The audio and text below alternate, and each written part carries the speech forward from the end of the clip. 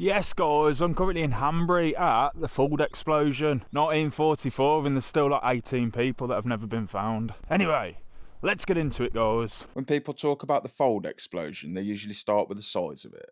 And that's fair enough, because what happened here on the 27th of November 1944 was on such a huge scale that it ripped open the ground, changed the landscape, and left behind the biggest explosion Britain had seen on its own soil. But for me, the part that really stays with you is not just the crater, or the sheer force of it. It's the fact that among the dead was a 15-year-old lamp boy called Lewis Frow. And for me, that changes the whole story, because once you know that, this stops being a military disaster and starts feeling much more human. Lewis was only 15, working underground in the mine system being used by the RAF as a bomb dump. He became one of the youngest victims of the entire disaster, and his body was never recovered. And that alone tells you something about the violence of what happened here. This was not just a blast in the normal sense, thousands of tons of explosives went up underground. The shock was felt for miles. Windows went in far beyond the site, and chimney pots were cracked up to 5 miles away. And the explosion left behind this enormous crater, which is still one of the reminders of Fauld now. Buildings like the old Cock Inn demolished. A farm was completely vaporised. And more than 70 people were killed, with the number of the bodies never recovered at all. But for all of those figures, it's the story of Lewis Frow that really brings it back down to earth. Because he was not a number in a report, he was just a lad at work, doing a job that now sounds almost impossible for a boy of his age. And check this out, one of the last people to see him alive was a guy called Ken McLeod, a young Scot who'd been posted to RAF Fauld not long before the explosion. Ken's account is one of the saddest parts of the whole story, because he said he heard an anxious voice calling for the lamp lad, saw Lewis answer the call and watched him walk away into what turned out to be his death.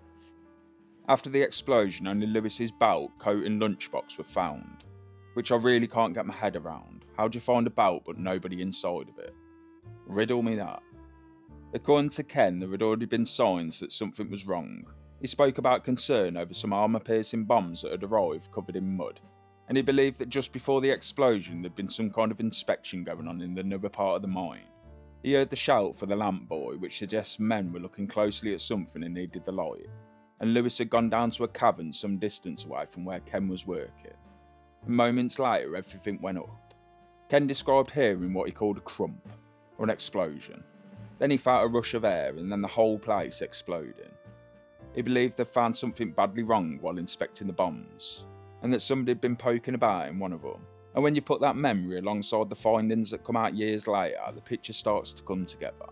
Because when the official findings were finally made public, they're pointing to the cause being almost certain. Explosive material being chipped out of a 1,000-pound bomb. This was not enemy action, it was not some kind of mystery attack from outside. It was a catastrophic accident caused by the way work was being carried out underground. And once one bomb went off, the rest followed in a chain reaction. And this makes Lewis Frow's death even harder to think about, because he was not killed in combat and he was not some kind of anonymous figure lost somewhere far away from the war. He was a local lad working underground on the border of Staffordshire and Derbyshire, in a place where wartime routines had become so normal that even as a teenager he had a roll down there.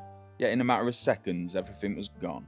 What makes it even more heartbreaking is what happened after, because Ken McLeod didn't remain just a witness to the disaster. He later married Lewis Frow's older sister, which means the man who saw Lewis alive in his final moments went on to become part of the same family. Now that's an incredible detail, but it's also a devastating one, because it shows just how closely this tragedy sat inside the lives of people around it. This wasn't distant history to them, it was family. Ken McLeod's own escape was different, but no less grim. Ken and two airmen followed the railway line used to move bombs through the caverns. They realised at one point that they was actually heading the wrong way, turned back and eventually found a tiny point of daylight. By the time they got out, the surface was chaos, with debris still falling, mud and water everywhere and bodies lying near the entrance. That part of the story can get overshadowed by the crater, but it shouldn't. Because what happened after the explosion was not just destruction, it was confusion, rescue, shock and trauma. The men who got out were not simply lucky and untouched by it, a lot of them carried these memories for the rest of their lives. And that's why I keep coming back to Lewis Frow, because when a story this big gets told too loosely, it can start to sound like nothing more than a list of dramatic facts. Big blast, giant crater heard for miles, but the reason it still matters is because boys like Lewis were there. Real people were working underground that morning, doing normal jobs in a normal place, and some of them never came back out. That's why Fauld still hits so hard. It was one of the greatest accidental explosions this country has ever seen, and yeah, the official explanation matters, especially the finding that the disaster was almost certainly caused by someone using the wrong method on a live bomb.